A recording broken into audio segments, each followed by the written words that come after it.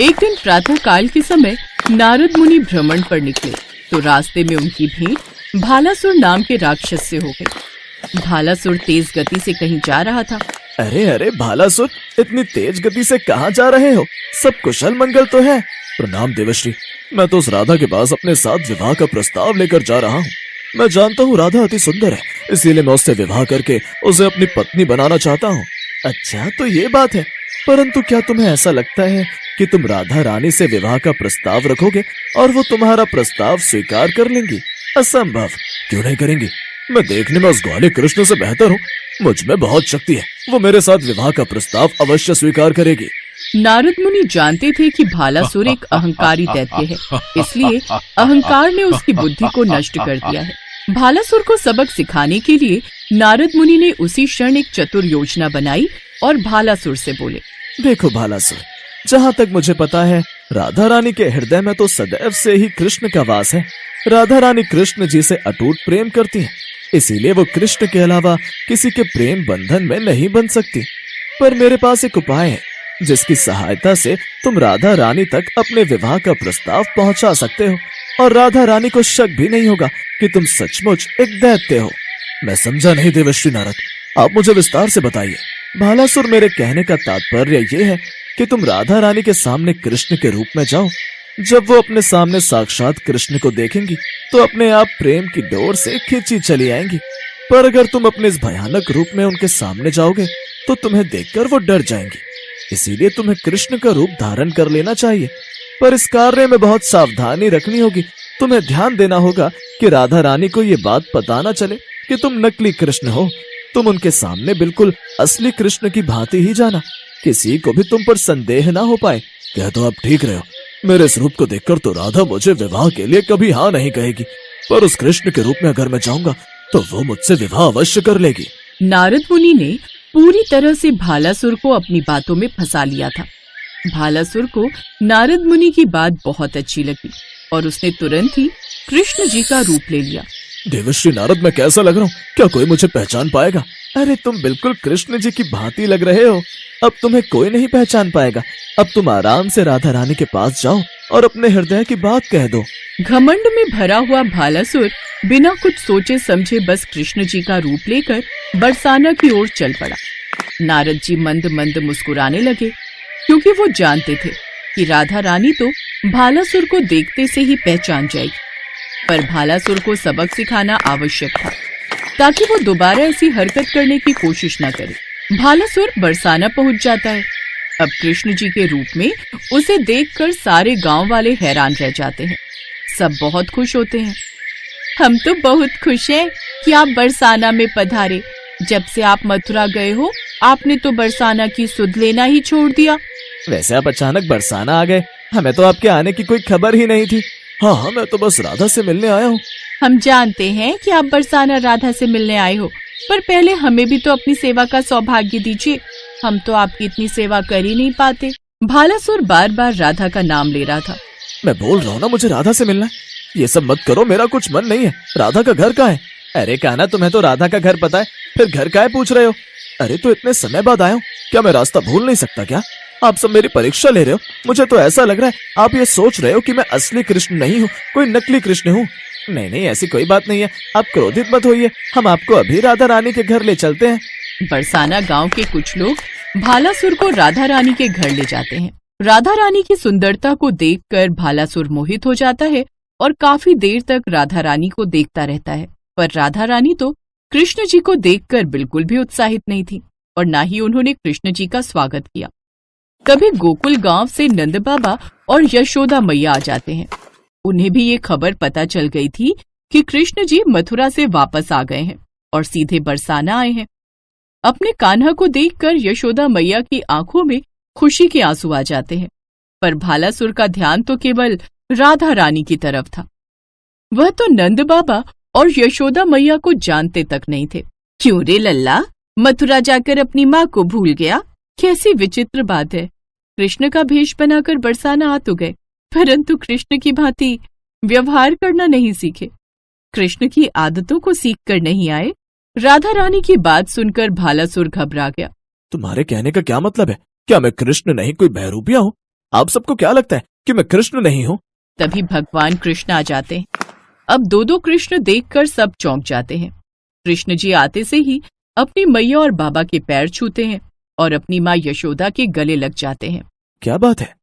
मेरे जैसा एक और कृष्ण यहाँ उपस्थित है। तू कौन है? मैं कृष्ण हूँ। तू अपने आप को कृष्ण क्यों कह रहा है? अरे, मैं अपने आप को कृष्ण नहीं कहूंगा तो फिर किसे कहूंगा? मैं असली कृष्ण हूँ। तू तो कोई नकली कृष्ण है। अच्छा, तो तू इतने विश्वास के साथ कैसे कह सकता है कि तू ही असली कृष्ण है? मुझे अपने आप पर पूरा विश्वास है। यहाँ पर उपस्थित सभी लोग इस बात के गवाह हैं कि मैं ही असली कृष्ण हूँ। ये सब क्या हो रहा है? कुछ समझ नहीं आ रहा कि तुम दोनों में से असली कान्हा कौन है। अब कौन बताएगा कि तुम दोनों में से असली की पहचान कैसे की जाए? नंद बाबा, मैं असली कृष्ण की पहचान कर सकती हूँ, पर उसके लिए मुझे इन दोनों की परीक्षा लेनी होगी। क्या तुम दोनों परीक्षा देने के लिए तैयार हो? हाँ राधा, बिल्कुल, मैं कोई भी परीक्षा देने के लिए तैयार हूँ। हाँ हाँ, ले लो परीक्षा जो भी लेनी है। राधा, मैं तैयार हूँ। मैं भी तैयार हूँ। कोई भी नहीं समझ पा रहा था कि आखिर दोनों कृष्ण में से असली कृष्ण कौन है। राधा रानी ने घर के भीतर से माखन से भरी 2 मटकी मंगवाई और दोनों कृष्ण के आगे रख दी। मैं जानती थी कि कान्हा तुम मुझे मिलने आज आने वाले हो, इसलिए आज मैंने स्वयं अपने हाथों से तुम्हारा प्रिय भोग माखन तैयार किया है। अब ये माखन खाकर बताओ कि कैसा बना है। राधा रानी की बात अभी पूरी हो भी नहीं पाई थी कि भालासुर ने मटकी उठाई और जल्दी जल्दी माखन खाने लगा। अरे वाह, ये माखन तो बहुत स्वादिष्ट है। मेरी राधा के हाथों का बना हुआ माखन मुझे बहुत प्रिय है। राधा, तुम्हारे हाथों का माखन खाकर मेरी आत्मा तृप्त हो गई। पर अभी तक असली कृष्ण यानी कि भगवान कृष्ण ने माखन को छुआ तक नहीं था। अब असली श्री कृष्ण की बारी थी। उन्होंने मुस्कुराते हुए माखन के मटके को निहारा और राधा की ओर देखा। राधे, यह माखन मेरे लिए अति प्रिय है क्योंकि इसमें तुम्हारा प्रेम मिला है, लेकिन जब तक इसे सबके साथ बांटकर न खाया जाए यह तृप्ति नहीं दे सकता। मैं इसे अकेले नहीं खा सकता। एक काम करते हैं, मैं यह माखन सभी बरसाना और गोकुल वासियों में बांट देता हूँ। देखा भालासुर, ये है प्रेम और करुणा का स्वरूप। यही असली कान्हा है, जो केवल स्वयं के लिए नहीं बल्कि सबके लिए सोचता है। वही हमारा कृष्ण है। कान्हा, ये राक्षस तेरे भेष में यहाँ आया था। हम तो इसे पहचान ही नहीं पाए। राधा बेटी ने तो इसे पहचान लिया। वैसे मैं तभी सोच रही थी कि मेरा कान्हा तो आते ही मेरे हृदय से लग जाता है, पर यह मेरे हृदय से क्यों नहीं लगा? इसे देखकर मेरे मन में माँ की ममता क्यों नहीं जागी? भालासुर, अपने असली रूप में आ जाओ। यहाँ सब तुम्हें पहचान चुके हैं। भालासुर घबराकर अपने असली रूप में आ जाता है और वहाँ से डरकर भाग जाता है। सभी गांववासी बहुत खुश होते हैं। नारद मुनि भी मन ही मन बहुत प्रसन्न हो रहे थे, क्योंकि वो जानते थे कि राधा रानी और श्री कृष्ण के प्रेम के बीच कोई नहीं आ सकता, क्योंकि उनका प्रेम अटूट है।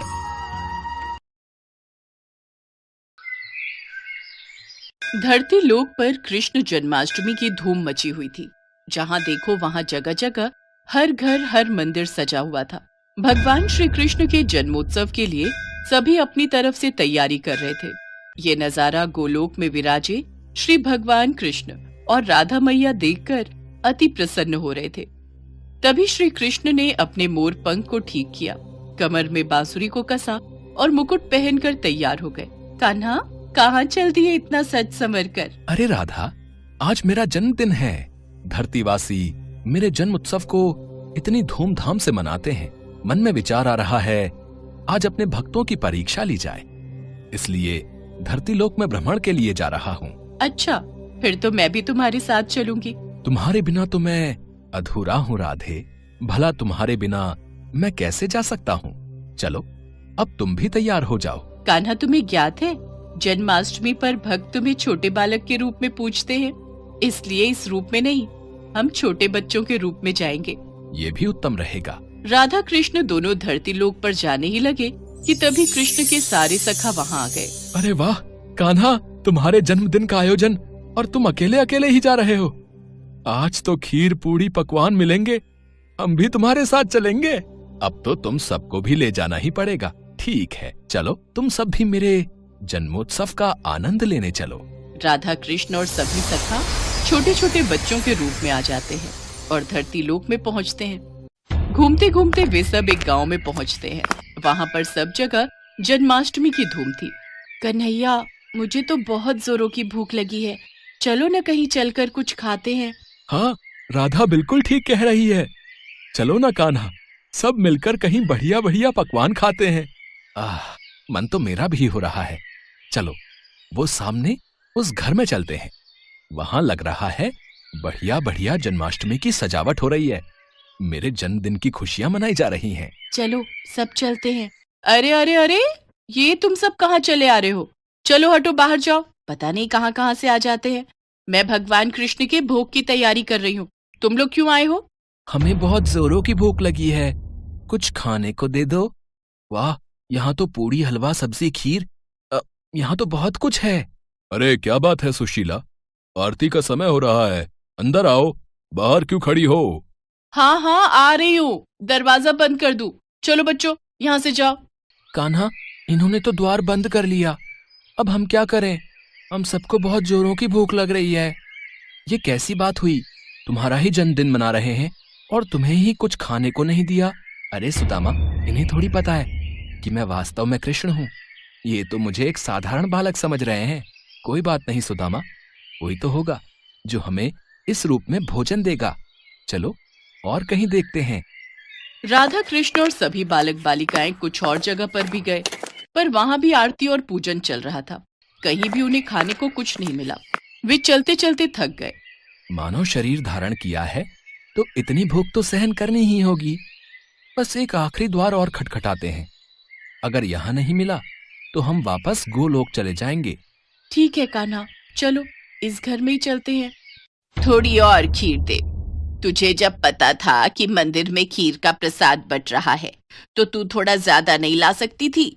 माँ जी, मंदिर में बहुत भीड़ थी, बड़ी मुश्किल से नंबर आया तो मैं बस ये थोड़ा बहुत ही प्रसाद ला पाई।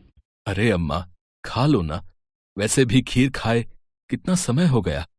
मजदूरी करते करते हाथों में छाले पड़ गए हैं। हमारी तो ऐसी किस्मत ही नहीं कि हम रोजाना ऐसी खीर पकवान खा सके। हाँ हाँ बेटा, ये ले, तू और ले ले। थोड़ा प्रसाद बचा है, मैं खा लेती हूँ। माँ, हमें बहुत भूख लगी है, कुछ खाने को दे दो। ये लो, पहले ही थोड़ी बहुत खीर है, उसमें से भी ये बच्चे भी मांगने आ गए। कुछ नहीं है यहाँ, चलो जाओ यहाँ से। रुको माँ, मैं दरवाजा बंद करके आता हूँ। सुनिए, आज जन्माष्टमी का त्योहार है, भगवान कृष्ण का जन्मदिन। ये बच्चे उन्हीं के रूप में लगता है झांकी लेकर निकले हैं। हो सकता है इन्हें रास्ते में भूख लगाई हो। थोड़ी सी खीर है मेरे पास, इन्हें दे देती हूँ। ऐसे द्वार पर आए बच्चों को भूखा भेजना मुझे ठीक नहीं लग रहा। माँ ये लो, तुम मेरी खीर भी इसमें से ले लो, मुझे इतनी सारी नहीं खानी। माँ, मेरे में से भी ले लो। अगर तुम अपनी दे दोगी तो तुम क्या खाओगी? राधा, इन बच्चों में अपनी माँ के प्रति कितना प्रेम है, हमें इनके लिए कुछ करना चाहिए। हाँ कान्हा, देखो तो, इन्होंने अपनी सारी खीर हमें परोस दी। कैसे पागल हो तुम तीनों। बताओ, अपने हिस्से की खीर इन बच्चों में बांट रहे हो। इतनी मुश्किल से तो ये थोड़ा प्रसाद मिला था। अब तुम दोनों बच्चे कान खोलकर सुन लो, मैं अपनी खीर में से एक भी निवाला नहीं दूंगी। ये लो बच्चों, ज्यादा तो नहीं, थोड़ी थोड़ी खीर है, ये खा लो। बस इतनी सी खीर? इससे तो हमारा चींटी जैसा पेट भी नहीं भरेगा। एक काम करो, थोड़ी और खीर ले आओ। दादी, थोड़ी सी अपने में से दे दो ना। आज वैसे भी भगवान कृष्ण का जन्मदिन है, हमने भी तो नहीं खाई ना, हमने भी इनको दे दी। अब क्या करूं, तुम लोग इतना जोर दे रहे हो तो ये लो, थोड़ी सी मेरे में से भी दे दो। सावित्री, ये ले, थोड़ी मेरे से भी ले ले, फिर बोलेगी मैं अकेले अकेले खा गया। सावित्री के परिवार के लोगों की ऐसी सोच देखकर राधा कृष्ण मन ही मन बात करने लगे। कान्हा, यह तो बहुत थोड़ी खीर है, कुछ करो, इन सबको भी तो खीर खाने का मन है। अगर हम ये सारी खीर खा जाएंगे तो ये लोग क्या खाएंगे? चिंता मत करो राधे, इस परिवार के सदस्य भूखे नहीं रहेंगे। हमने यहाँ खीर खाई है और मेरे जन्मदिन के उत्सव पर ये खीर ना खाएं, ऐसा हो ही नहीं सकता। बताओ, इतने मन से मैं खीर खा रही थी, सारी इन बच्चों को दे रही है, क्या कर सकते हैं। दादी, खीर खाओगे? देख, मजाक उड़ा रहे हैं बच्चे। और दे खीर। अरे जब तुम्हें दे दी सारी खाने के लिए तो हम क्या खाएंगे, खाली बर्तन? दादी, आज कान्हा का जन्मदिन है। कान्हा को जब आप अपने हिस्से की खीर दे सकते हो तो कान्हा क्यों नहीं दे सकता? अभी रुको, मैं आपको ढेर सारी खीर देता हूं, फिर आप भी खाओ और पड़ोसियों को भी खिलाओ। माँ जाओ, घर में जितने भी बर्तन हैं वो सब। बहू, अब छोटे बच्चे मजाक करने में बाज नहीं आएंगे। वैसे ही मुझे इन सब पर बहुत गुस्सा आ रहा है। सिर्फ तेरे कारण चुप हूं, वरना मैं इन्हें कब का भगा देती। ये लो बच्चों, पता नहीं आज तुम सब क्या खेल खेल रहे हो। देखती जाओ माँ। आओ बच्चों, तुम भी देखो। फिर क्या था, सावित्री बर्तन रखती जाती और कृष्ण जी उसमें खीर भरते जाते। देखते ही देखते सारे बर्तन खीर से भर गए।